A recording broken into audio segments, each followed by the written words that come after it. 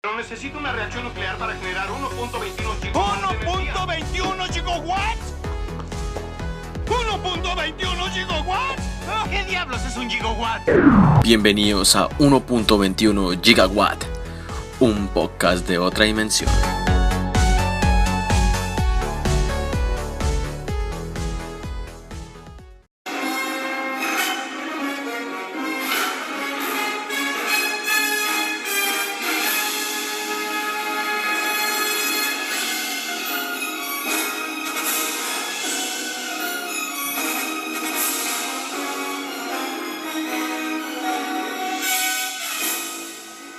Y muchos de ustedes se preguntarán de dónde salió el nombre de este podcast. ¿Por qué a este muchacho se le ocurriría colocarle esa frase de 1.21 gigawatt como título a su podcast? Y hoy les voy a resolver todas esas dudas y no solamente eso. Hoy estamos de celebración. Y bueno, yo estoy de celebración porque hace 35 años se estrenó para mí, a mi opinión personal, la que es la mejor película de viajes en el tiempo que se ha escrito y hecho. Y es nada más y menos que la trilogía, o bueno, en este caso la que voy a hablar, Volver al Futuro, Back to the Future. Estrenada un 3 de julio de 1985, una película que tuvo miles de problemas a la hora de producirse. Nadie pensaba que la película iba realmente a ser un éxito, pero cuando llegó a los cines, la cosa cambió. Y eso no solamente cambió, sino cambiaría la forma de hacer películas sobre viajes en el tiempo. La cultura pop cambiaría y todo lo que vendría en adelante sería un reflejo de lo que es Back to the Future. Así que bienvenidos al episodio número 10 de este hermoso podcast. Espero que lo disfruten porque hoy vamos a irnos a los años 80. Espero que se encuentren muy bien, les envío un gran abrazo fraternal con todo mi cariño. Gracias por escuchar este podcast, por apoyarme y por permitirse a ustedes pasar un tiempo agradable y compartir probablemente gustos en cuanto a cine, literatura. El día de hoy quiero hablar de una película que para mí marcó mi infancia. No sé cuántas veces la vi. Siempre que prendía el televisor y la estaban dando, me sentaba y la veía una tras otra. Y en la época uno como que no analizaba tantas cosas. A mí me parecía súper loco el hecho de que viajaran en un carro y que viajaran en este DeLorean y se encontraran con sus padres siendo jóvenes, o que luego viajaran al futuro. Me parecía súper loco, y creo que eso impactó tanto en mí que durante muchos años la recordaba y siempre la veo con ese mismo cariño. Y creo que la película cumple la finalidad de viajar en el tiempo, porque cada vez que la veo me recuerdo cuando tenía como 5 años, 6 años y estaba en la sala de mi casa frente al televisor viéndola una tras otra sin pararme, maravillándome, imaginando que realmente viajar en el tiempo es posible. En este episodio no quiero hablar con tanta ciencia, con tanto de eso, quiero hablar más de lo que impactó la película, del alcance y de por qué es tan reconocida, porque hay gente que dice, ay no, pero hay mejores películas de ciencia ficción de viajes en el tiempo. Sí, las puede haber, pero sin Volver al Futuro no habría esas que hay ahorita. De eso les voy a estar hablando más adelante. Esta película tuvo muchísimos problemas a la hora de producirse, no solamente porque los estudios la vieran como un éxito. Realmente nadie creía que eso iba a funcionar. Incluso Robert Zemeckis, el director de esta película, no había tenido un éxito hasta la época cuando la había hecho. Luego que la hizo, pues se hizo muy famoso, fue una de las películas más taquilleras. Y luego hizo ¿Quién engañó a Roger Rabbit? Luego hizo las otras 2 películas de Volver al Futuro, pero de ahí no tuvo como otro gran éxito hasta que dirigió Forrest Gump. Y bueno, todos conocemos Forrest Gump, de que es un éxito, una locura también de película. Y de ahí en adelante este director pues ha tenido alguna que otra película buena, pero no han sido igual de reconocidas a como fueron estas, como Forrest Gump o Volver al Futuro, que marcaron la cultura pop. Y eso es lo más importante. Con una película que sale en los 80 es relevante en pleno siglo XX y también esto yo iba a decir en los años 20, pero pues estamos en los 2020 pues, y cómo esta película parece no envejecer, porque parece que no envejece, y de alguna forma siento que las cosas que plantearon en la película, bueno, en la trilogía más que todo, marcaron el futuro de la humanidad, y ahí es cuando la obra trasciende lo que es ficción, se vuelve realidad, porque mucha gente incluso ha intentado hacer máquinas del tiempo con carros. ¿Será verdad que se puede hacer? ¿Será? Y lo intentan simplemente porque les gustó tanto esto, y precisamente la ciencia ficción brinda esas posibilidades que en algún momento yo diré va a ser posible. Ahorita no, porque no tenemos la tecnología. Lo único que pues ahí sí la gente dice, ay, pero es que viajar al futuro es imposible. Porque si alguien ya hubiera viajado al futuro, alguien del futuro habría viajado a nuestra época. Pero no vamos a entrar en esos detalles. El co-creador de Volver al Futuro fue el señor Bob Gale, y le rechazaron la película casi más de 40 veces por todos los estudios, los estudios de cine de la época. A ellos no les gustaba la película, les parecía horrible el guión. Incluso Disney, que en los 80s era como lo más friendly, lo más amigable a la gente, y obviamente siempre esto va de la mano con lo que piensa el público, y acá en Estados Unidos muchas personas son tremendamente conservadoras y por eso es que están tan mal. No piensan más allá de su burbuja. Y estas personas de Disney, cuando leyeron el guión de la película, les pareció horrible. Les dijeron, ¿cómo es posible que el hijo y la mamá estén en el mismo carro? Porque muchos recordarán la escena en que la mamá de Marty del pasado se enamora de su hijo, de Marty. Entonces a Disney este hecho era como están haciendo incesto, y eso no lo podemos mostrar. Y los rechazaron más de 40 veces, incluso volvían a modificar el guión y lo enviaban y se lo seguían rechazando. La gente también de estas productoras se quejó del título de que llevara la película Futuro, que tal vez a la gente va a creer que esto es algún tipo de brujería, de especulaciones. Entonces uno de los primeros títulos que plantearon estos estudios, de los estudios que ellos enviaban el guión, pues era cambiarle el nombre a Hombre del Espacio de Plutón, porque pues en la película hay una referencia a Darth Vader y todo eso, y ellos decían, no, es un título como que a la gente le va a gustar más. Y yo digo, ¿se imaginan donde esa película hubiera tenido ese título? No sería lo que hoy es en día. Otro también ahí que tiene que ver mucho en la producción de esta película fue el señor Steven Spielberg, y él fue de los encargados de enviar como los correos de respuesta a estos estudios, diciéndoles que gracias, que no traten de cambiar las cosas porque la película va a funcionar de esta manera. Bueno, hasta que al fin se las aceptaron.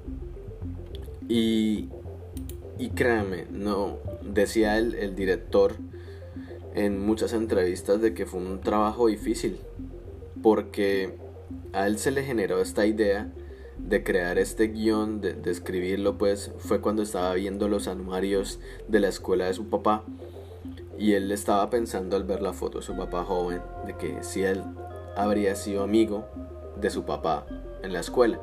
Entonces él ya estaba planteando como esa posibilidad de viajar en el tiempo y conocer a su papá. Y ahí empezó a escribir pues esta maravilla de película que todos conocemos. Universal Pictures fue el encargado de realizar la película y le dieron luz verde en 1984. O sea, prácticamente grabaron la película en menos de un año. Y fue una locura encontrar también a los actores. Incluso cuando Michael J. Fox, que hace de Marty McFly, él estaba como siendo ese esa estrella de televisión, de series de comedia famosas acá en Estados Unidos, y tenía un horario tan difícil de grabación que él le explicaba. Me levantaba a las 7 de la mañana, iba a grabar una serie hasta el mediodía, luego del mediodía iba a grabar otra serie y luego de 7 a 8 de la noche iba a grabar Volver al Futuro hasta que amanecía. Y lo recogían en carro, a veces en el set de Volver al Futuro, para ir a grabar las otras series. Se podrán imaginar, Michael J. Fox tenía 22 años en esa época y estaba trabajando con toda sin descanso. Y la película, por eso algunas escenas del principio de la película fueron grabadas de noche. Y sí, algunas fueron de noche, entonces también tuvo mucho que ver eso. Aún así, la película siguió con su proceso de grabación, y luego empezaron las cosas a meter, como quien dice, estas referencias, ¿no? Que sin las referencias es lo que hoy en día no seríamos pues famosos. Y son muchas de las cosas que uno ve en el laboratorio del Dr. M. Brown, las que uno dice, ok, acá es donde el director, productores están metiéndole la mano a hacer referencias. Por ejemplo, cuando el doctor está analizando lo de cómo volver al futuro por medio del rayo que cae en la torre de reloj de Hill Valley, hay una escena donde hay un hombre colgado de un reloj, igualito a como él iba a estar colgado en casi el final de la película al reloj, y eso fue sacado de una película que se llama Safety Last, como salvado al finalmente, de Harold Lloyd, que fue uno de los actores de películas en blanco y negro y películas mudas de los años 20 junto a Buster Keaton y Charles Chaplin. Entonces ahí ya estaban metiendo un poco de referencias. Hubo también otra cosa muy importante en la realización de esta película, que fue la banda sonora. Para mí la banda sonora de la película juega un papel tremendo, porque el señor Alan Silvestri, a quien prácticamente se hizo amigo de Robert Zemeckis, y cada película que hacía Robert Zemeckis, Alan Silvestri hacía la banda sonora. Por ejemplo, en Forrest Gump, Alan Silvestri es el que hace la banda sonora. También ha sido conocido por otras películas, aparte de la trilogía de Volver al Futuro, como El Expreso Polar, Capitán América el Primer Vengador, los Vengadores de Avengers Infinity War y Avengers Endgame. Ha sido Náufrago también, y las películas de Depredador. Ha sido el creador de estas bandas sonoras que pues han sido muy, muy famosas, y pues casi siempre hace películas de ciencia ficción. Incluso hasta la película de Super Mario Bros. Esa súper horrible, que bueno, de eso también tenemos que hablar. Algún día voy a hacer un podcast dirigido a esa película de Mario Bros. Del 93 que John Leguizamo, mi compadre colombiano, hizo de Luigi. Una película horriblemente hecha. Y bueno, entonces, ¿por qué yo les digo a ustedes de que la película marcó un hito en la época? Las películas que se habían hecho hasta la época sobre viajes en el tiempo nunca especificaban exactamente cómo o con qué se viajaba en el tiempo. Solo unas, que fueron las de el planeta de los simios, ¿sí? Que sabíamos de que era una especie de astronauta que enviaban, y el astronauta entraba como una especie de vórtice y llegaba a otra dimensión donde pues la Tierra había sido dominada por los simios. Pues solo esa era la forma en la que ellos habían concedido esos viajes en el tiempo. Había otra película que es muy famosa acá en Estados Unidos, que se llama Un Yankee de Connecticut en la corte del rey Arturo. Prácticamente es un hombre que va en un caballo y empieza a llover, una tempestad, caen rayos y él se cae el caballo y aparece en el siglo VI, que pues, está el rey Arturo y toda esa cosa. Pero no explican en sí cómo es posible, ¿sí? No hay una máquina.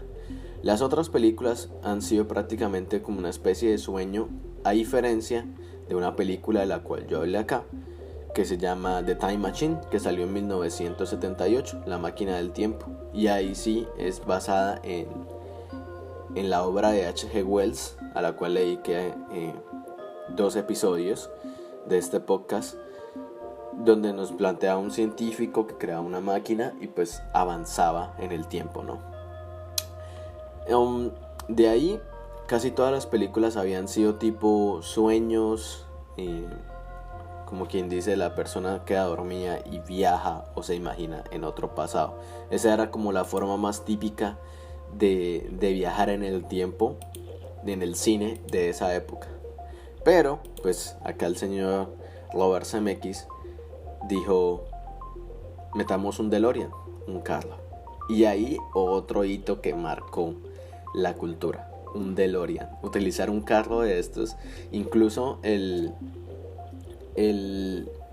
creador de los carros de este modelo DeLorean le agradeció a él porque el creador del DeLorean era un fanático también de la ciencia ficción y siempre se había imaginado un carro así, que las puertas se abrieran a los lados. Y a este señor le gustó tanto la idea, pero el carro no se hizo tan famoso, o sea, no se vendió tanto. El carro se empezó a vender después de Volver al Futuro.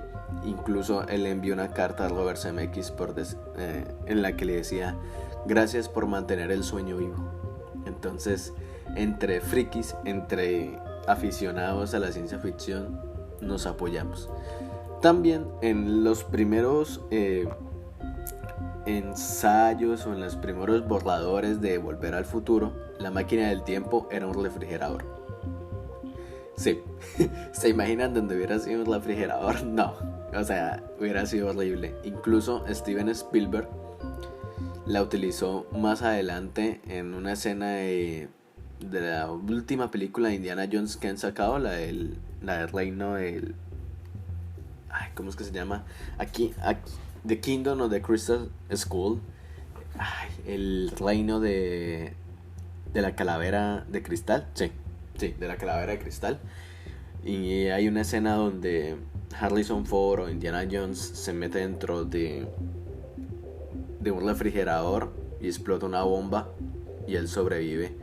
Pero dicen que fue prácticamente como una referencia a esos primeros borradores de Volver al Futuro, donde creían de que el refrigerador iba a ser la máquina del tiempo. Pero bueno, gracias a Dios eso cambió. También la película se demoró mucho en conseguir las cifras de dinero que tiene hasta ahora, pero lo logró al poco tiempo. Dicen que ha sido una de las más demoradas, pero no significó de que fuera mala en taquilla. Solo que se demoró porque a las personas no les daba ganas de ir a verla al cine. Y también era una época donde había un poco de problemas de inflación, de dinero, que incluso ellos tuvieron que volver a sacarla. Ahora, al final de Volver al Futuro hay un mensaje que todos hemos visto, que es: continuará, ¿no? En los cines eso no apareció. No había seguridad alguna de que la película fuera a continuar o hubiera una secuela o incluso la trilogía completa. Entonces, lo que vieron en los cines simplemente fue como que se acabó la película y ya. La gente creyó que no iban a sacar más. Lo que nosotros vimos fue la edición que sacaron para VHS, que ahí fue donde le colocaron el To Be Continued, porque ya sabían que iban a realizar la secuela, porque pues fue un éxito en taquilla. En la premiere en Londres, el cantante Phil Collins fue, y también la princesa Diana. Es importante decirlo. ¿Qué otra cosa de esta película? Algunos actores se negaron a participar en las secuelas, también por cuestión de dinero, sobre todo el que hace del papá de Marty McFly, no le gustó mucho pues la grabación, y porque él creía de que le iban a dar un tipo de papel más grande, y él había audicionado en primer lugar para hacer de Marty McFly, y le terminaron dando el papel de su papá. Entonces él solo apareció en la primera y en alguna parte de la segunda. El que sí le gustó mucho participar en esto fue el que hace de Biff, Thomas F. Wilson. A él le encantó mucho, pero también le pasó como ese efecto rebote en que la gente cree que él es malo, y la gente le enviaba cartas y le decía que porque era así, y él tuvo que pues contestar muchas veces a los fanáticos diciéndole: oigan, no, eso es una actuación, no soy así de porquería, realmente soy una buena persona. Y mucha gente hasta el día de hoy, igual que a Michael J. Fox, se le recuerdan por sus papeles, ¿sí? Y eso es lo que pasa con las películas, con las producciones super gigantes. Llegan a marcar tanto un actor que es muy difícil que después de eso tengan otro éxito. A Michael J. Fox tuvo otras 2 o 3 películas que le fue bien, pero de ahí en adelante no tuvo así gran éxito en el cine. Aparte de que pues tiene sufrió muchos problemas de salud, tiene esta enfermedad. Se me olvida ahorita, la voy a buscar mientras hablo. Y pues el que sí tuvo gran fama fue Christopher Lloyd. Christopher Lloyd fue como el que tuvo más películas buenas después de Volver al Futuro. Los Locos Sans, también en muchas series, y en Roger Rabbit, que prácticamente fue el malo. Y bueno, otras películas que pues Christopher Lloyd ha sacado. Acá estoy viendo la lista. Son muchísimas, demasiadas películas. Sí, le fue bastante bien. A diferencia de Michael J. Fox, pues, tuvo sus problemas de salud, y también eso le cortó un poco su carrera, que hasta ahorita ha empezado a realizar otros productos, pero la gente de alguna forma no ha aceptado también los productos. No me gusta decirlo así, sienten un poquito más como de lástima por ver la situación en la que se encuentra. Entonces sufre de Parkinson, pero Parkinson así nivel brutal, que ahorita pues ya controla un poco más. Pero bueno, esperamos que Michael J. Fox al menos se recupere y pueda vivir el resto de lo que queda de su vida súper bien. Tuvo una que otra aparición en algunos programas, pero no fue gran cosa. Volviendo a todo esto de las grabaciones, hay algunos errores de continuidad dentro de la película que los fanáticos más duros de la película pues han rechazado. Pero pues todo se hace con el motivo de entretener, y que dentro de la historia no se dañe la continuidad. Entonces, que porque cambiaron un aspecto del futuro de Marty, porque Marty hizo algo en el pasado, a la gente le decía: no, pero ¿por qué lo cambian? Pues es prácticamente lo que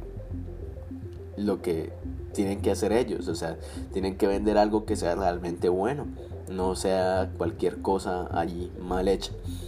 Ronald Reagan para la época era presidente de los Estados Unidos, y Ronald Reagan tiene por así decirlo, un cameo en la película, aunque no aparezca, y es de una de las escenas que a mí más me gusta, que es cuando el Marty del futuro encuentra al doctor del pasado y le explica lo de la máquina del tiempo. Ahí vienen un montón de referencias y de cosas que uno dice: este hombre, ¿de dónde sacó tanto para meter en una escena? O sea, prácticamente son como 8 minutos donde mete un montón de referencias que van a marcar el resto de la historia. Por ejemplo, el Doc le pregunta a Marty de quién es el presidente en el 85. Entonces Marty le dice Ronald Reagan. Y él le dice, Ronald Reagan, el actor. ¿Y quién es el presidente? Jerry Lewis. Y me imagino que Jane Whitman es la primera dama. Y en realidad Jane Whitman sí era la primera dama, era la esposa de Ronald Reagan. Entonces es muy, muy gracioso de que prácticamente utilizaran los hechos del presente para meter chistes del futuro o chistes en el pasado, que fue tanto así que Ronald Reagan, cuando vio la película, le encantó. Dice que se reía demasiado porque lo nombraran, que luego en 1986 tuvo una reunión de estado y utilizó la última línea de la primera película, que dice caminos a donde vamos, no necesitamos caminos, que es prácticamente cuando dicen de que tienen que ir al futuro, ¿no? Ronald Reagan utilizó esa frase para acabar una conferencia de prensa. Fue, o sea, supremamente bueno. O sea, simplemente se metieron en la psiquis de las personas. Darth Vader, o Darth Vader, como lo dicen ellos, tuvo, por así decirlo, un cameo, y Marty se hace pasar por él para que su padre le haga caso de invitar a Lorraine al baile, ¿no? Y utiliza una canción, un solo de Van Halen, aunque dicen Van Halen, porque pues no había como muchos permisos, pues. Y lo que vemos es que su padre se vuelve un fanático de la ciencia ficción y escribe varias novelas. Ya en el futuro vemos de que el papá pues es un escritor, que se cambió, por así decirlo, un poco la historia, y que ahora es muy reconocido, porque al principio de la película vemos de que son bastante pobres y que su padre es bastante tímido y se deja manipular por las personas. ¿Qué otra cosa? No, esto es de la tercera no vamos a hablar. Estoy viendo acá varios artículos que yo digo, ok, vamos a ver qué tantos datos curiosos puedo encontrar. Ahora, Rotten Tomatoes, que es prácticamente como toda esta web de que ahora se encarga de criticar o de darle un tipo de score a las películas, ha considerado que Volver al Futuro, la primera, tiene un 96% de aprobación, o sea, es 96% mente buena, para mí 100%. Volver al Futuro 2 tiene un 61%. Y Volver al Futuro 3 tiene un 73%. Aunque sabemos que la segunda siempre va a ser un poco sobrevalorada. Prácticamente no sé por qué a la gente no le gustó la segunda. A mí me parece que es bastante buena. Solamente tenían que explorar también el futuro de ellos. Solo que estaban utilizando la misma, ¿cómo se llama? La misma estrategia que utilizaron en la primera. O sea, si habían viajado al pasado y modificaron la historia de sus padres y todo eso, me imagino que en el futuro podían hacerlo. Pero pues ustedes saben que la gente a veces dice, no, es imposible que en el futuro haya tal cosa y tal cosa. Incluso hemos visto de que hay personas que dicen, ay no, si no estoy mal, la película planteaba 2015 como el futuro. Voy a confirmar eso, si no estoy mal es 2015-2013. Y planteaban de que las patinetas se iban a flotar, de que los carros iban a volar, y pues la gente ahora dice, no, mire, la película pues no cumplió lo que habían dicho. La película no es que sea como Nostradamus, pues no es que sea una predicción así completamente completa, o sea, a ver, por favor, hay que ponernos como un poco con los pies en la tierra, es entretenimiento. 2015. Entonces, a muchas personas no les ha gustado las otras tanto como la primera. Pues, la primera es una locura. La segunda es bastante entretenida, pero si usted es fanático y usted no juzga tanto como esta gente del internet que se la pasa juzgando, simplemente me imagino ya que son unos tonticos detrás de una computadora analizando, buscando errores en las películas para decir, oh, le quito un 1%. Pero bueno, esos son los periodistas y los que saben supuestamente de cine, que no estudian. Pues, ahora, ¿qué otra cosa también marcó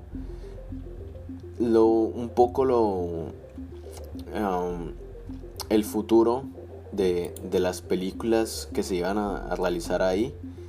El hecho de que se utilizara como referente en películas en el tiempo. Esta película es una comedia, se podría decir, es una comedia completamente.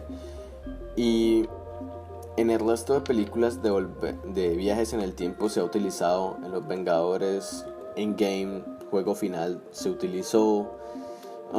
También se han utilizado algunos spots, como cuando Marty está cantando en el baile de Encanto bajo... ¿Cómo es que se llama? Encanto bajo el agua, si no estoy mal. Y está cantando, bueno, está tocando junto a la banda y hace una canción, o más bien toca una canción de Bob Cherry. Sí, de Bob Cherry. Y toca Johnny B. Good. Y lo que pasa ahí es que el miembro de la banda que se había lastimado la mano, de Chuck Berry, perdón. De Chuck Berry, se había lastimado la mano en una escena anterior y Marty le tocó pues tocar la guitarra, ¿no?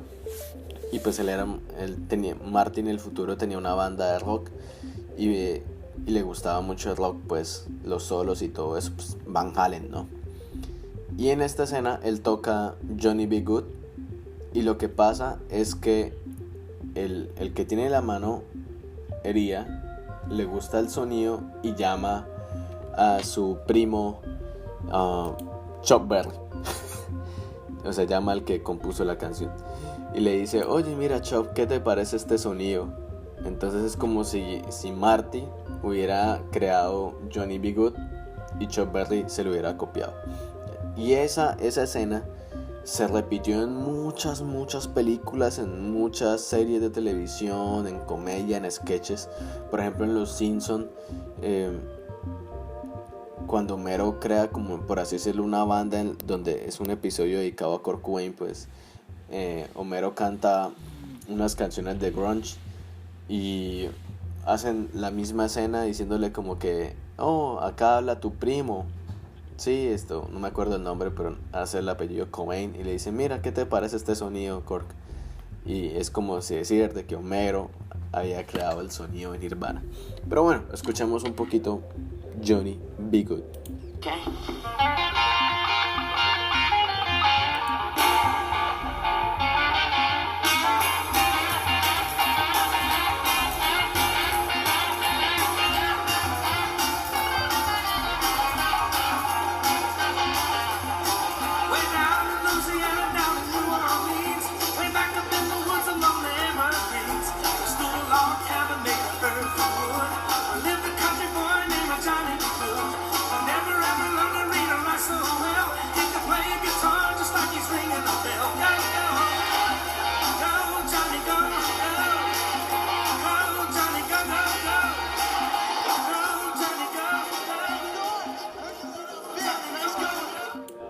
Y eso hizo que pues esta película se volviera muy famosa también. Ese solo de guitarra es brutal.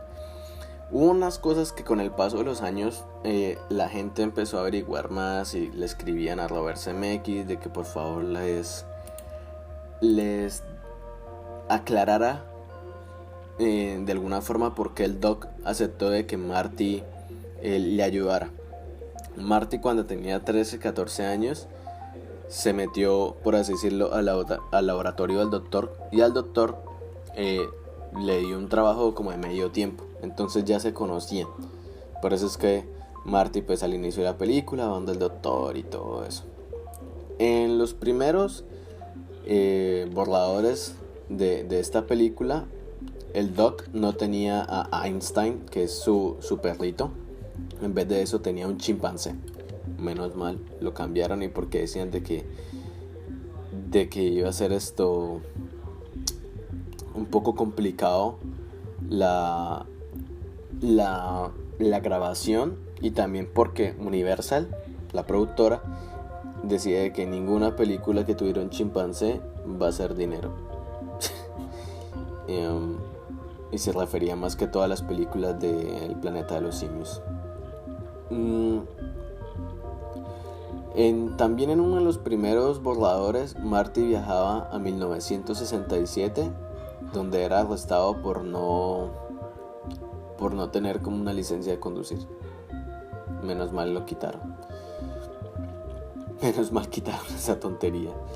Ronald Reagan, que ya lo nombraba antes, que era actor, se le ofreció el rol de ser el alcalde de Hill Valley en la tercera parte de la trilogía, pero al final no aceptó. Dijo de que pues no, que ya su carrera como actor había terminado. ¿Qué otra cosa quiero decir de Volver al Futuro? La escuela donde se grabaron las escenas de Hill Valley, o sea, cuando Marty iba a la escuela y todo eso, a buscar a sus papás, en realidad fue de la escuela Whittier High, que es donde Richard Nixon estudió. Hubo muchas críticas a las, por así decirlo, secuelas de la película, porque incluso eso ayudó a que se hicieran una serie animada, algunos videojuegos, pero eran tan malos y simplemente era como quien dice, utilicemos el nombre de esta película para vender más mercancía, ¿sí? Y la gente lo compraba, pero en realidad esa mercancía no era muy buena, era realmente mala. Entonces esto también tuvo un poco de problemas, porque decían de que cualquier cosa que le colocaran el nombre de Volver al Futuro, la gente lo iba a comprar, y más que todos los niños, ¿no? Videojuegos de la época, y estas series o demás cosas que pues querían de alguna forma la mercadotecnia vender acerca de Volver al Futuro. También se ha tratado de hacer un remake de esta película, pero el estudio, el director, incluso los actores no han dado el aprobado, y espero yo que la dejen tal y como está, porque así es perfecta. No me imagino un remake, y no quiero decir de que sea malo, porque el otro día habían planteado un video donde Tom Holland y Robert Downey Jr. se les colocaban las caras de estos dos actores, a Marty y al Doc, y decían, oh, ¿qué tal un remake de Volver al Futuro con Tom Holland y con Robert Downey Jr.? Puede que sea, no sé. Estas películas son muy buenas. Es como si hicieran un remake de E.T. A la gente no le va a gustar, decían, porque van a utilizar ahora los efectos de la época y el montón de pantalla verde y todo eso. Pero entonces con Volver al Futuro sí se han negado muchas veces, tanto así que han enviado y dicen, no, que vamos a disponer todo este dinero. Nada, se va. Yo creo que se va a quedar así, y esperemos se quede de esa manera. Otra persona que audicionó para el papel del Doc, yo le digo siempre el Doc, del Dr. M. Brown, es Jeff Goldblum, que participó en Día de la Independencia y Parque Jurásico. Es el de las gafitas, todo el mundo lo recuerda por el de las gafitas. Él también audicionó para ese papel. Esta película prácticamente se convirtió en un referente de todas las películas que iban a hablar de viajes en el tiempo, por la comedia, porque a la época que tú metieras un carro como una máquina del tiempo enloquecía a la gente. Y de ahí en adelante yo he dicho, casi todas las películas o cosas que te toca ver sobre ciencia ficción va a haber una referencia a Volver al Futuro. No en todas, pero solamente lo hacen porque les gustó tanto la película como a mí, que incluso hice una ¿cómo es que se llama? Una obra en la universidad donde colocaba una referencia a Volver al Futuro. También en uno que otro cuento que he escrito he colocado referencias a eso, y simplemente lo hago como por dar el tributo, pues, para que la gente cuando lea esto diga, oh, creo que ya sé de dónde viene esto. Simplemente lo hago por agradecimiento, ¿no? Por agradecimiento de pues esta maravillosa película que es Volver al Futuro. Para la segunda película se cambió pues el actor de Crispin Glover, que es el que hace el papel de Marty, y Claudia Wells, que es la que hacía de Jennifer. Todo el mundo decía, uy, pero la Jennifer se ve completamente diferente. Incluso trataron de grabar las escenas donde aparecía la Jennifer de Volver al Futuro 2 de reemplazar las escenas de Jennifer de la primera con la de la segunda. Pero pues al final decidieron dejarlo así, y mejor que lo dejaron así. También es como es completamente entendible, ¿no? Que bueno, pues el éxito en taquilla fue tan brutal de la película que se han sacado incluso nuevas versiones para Blu-ray, ediciones con escenas eliminadas. Incluso en internet pueden encontrar un montón de escenas eliminadas y de bloopers que son completamente graciosos, son muy buenas verlo. Son escenas que no son como tan primordiales en la versión final, pero de alguna forma esto pues mejor que no las incluyeron. No son esenciales, pero tampoco es que fueran así supremamente buenas las escenas. Y con lo que vimos es bastante agradable a los ojos, y también de que entretiene, ¿no? Volver al Futuro solo ganó un Oscar por efectos de sonido. Así es, solo ganó uno. Y ¿qué más les puedo decir de Volver al Futuro? Quiero que me dejen sus comentarios. Quiero que me compartan sus opiniones sobre esta película. ¿Qué pensaron la primera vez que la vieron? ¿Les gustó? ¿No les gustó? ¿No creen que hay mejores películas? Obviamente estoy abierto a sus comentarios, a sus críticas. Esto es una opinión personal. Creo que es de esas películas que me marcó tanto que a veces pierdo el sentido. A veces no sé qué es el pasado, qué es el futuro.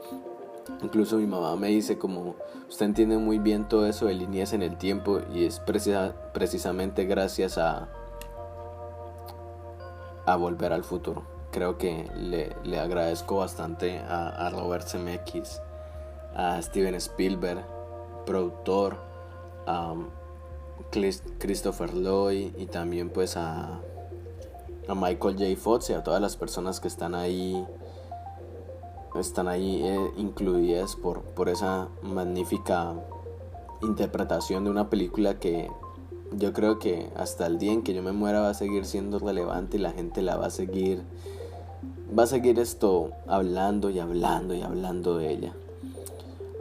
Solo un país decidió no pasar Volver al Futuro: China. Decían que irrespetaba la historia. Y con ese dato final quiero acabar este episodio. Espero que les haya gustado. Compártanme sus comentarios sobre Back to the Future, sobre Volver al Futuro.